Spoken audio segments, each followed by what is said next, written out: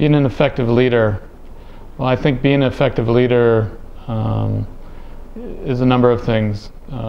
First and foremost, leadership is a continuous learning experience. I don't think you're born one day and I know how to lead. No, that's not how it works, and especially that's not how it works in this industry. It's a continuous ongoing learning cycle. I think most of the studies which have been done, most of the books you read, this is the single thing that comes out the most, especially for our industry as well. It is so dynamic, it's so changing, it's so people-oriented. There's so much to do and so much to learn. A hotel is like a little city.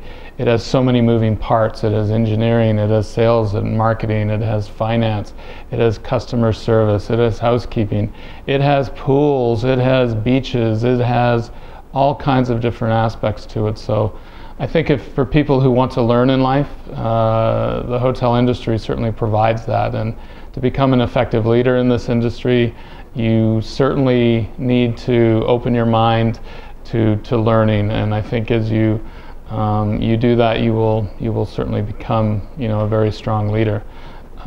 Secondly, I think you have to be a good coach. You have to be a good coach, and you have to be able to develop people to succeed. And I think that's the key thing there, that knowing what people want and enabling them to succeed is very important, because if they succeed, you succeed. I love coaching. I think it's very motivational, but I think to be a good coach, you also have to be a very good listener.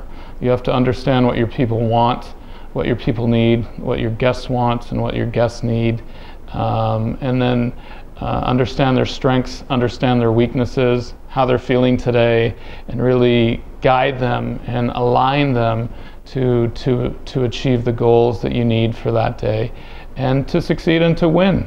I mean, we all want to win at the end of the day, and I think that's very important.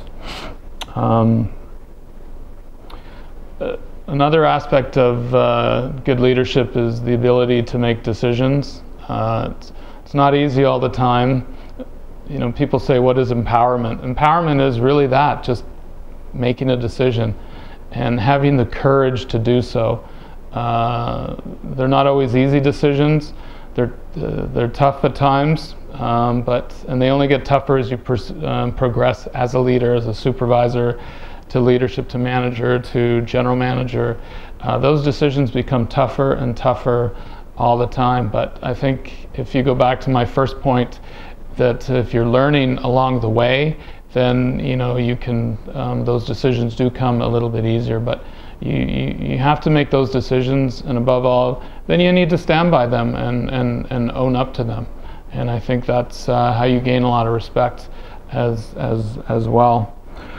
I think as well that in building your team, you have to have a great deal of trust in the people around you, and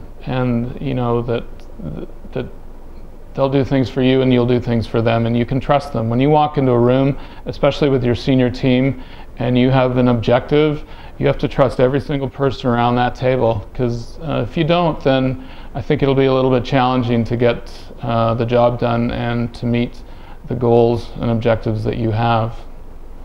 In terms of, I've been very, very blessed in my career that I've worked with some incredible leaders. There's some great leadership in this company, and I've been very fortunate, and I think that's strengthened my own abilities as a leader. But I think some of that started very early on.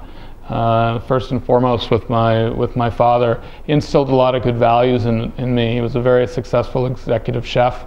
Bit of a hard nose, bit of old-fashioned, but I have to say he was very fair and balanced, and the people, his staff, enjoyed working with him. It wasn't easy all the time, but they knew that he was just trying to do the best and that he treated everybody fairly. So I think that is something that I've learned, and how important it is in a people-oriented business. The other thing is working hard. You have to work hard in this industry if you want to get ahead. You only get out what you put in. There's no free lunch. There's a few people in the world that I think have that natural born ability But for the rest of us, we have to work hard each and every day to achieve our goals. So I think if you put a few of those pieces together and you work hard at it, then I think those are some of the key ingredients to being a successful leader.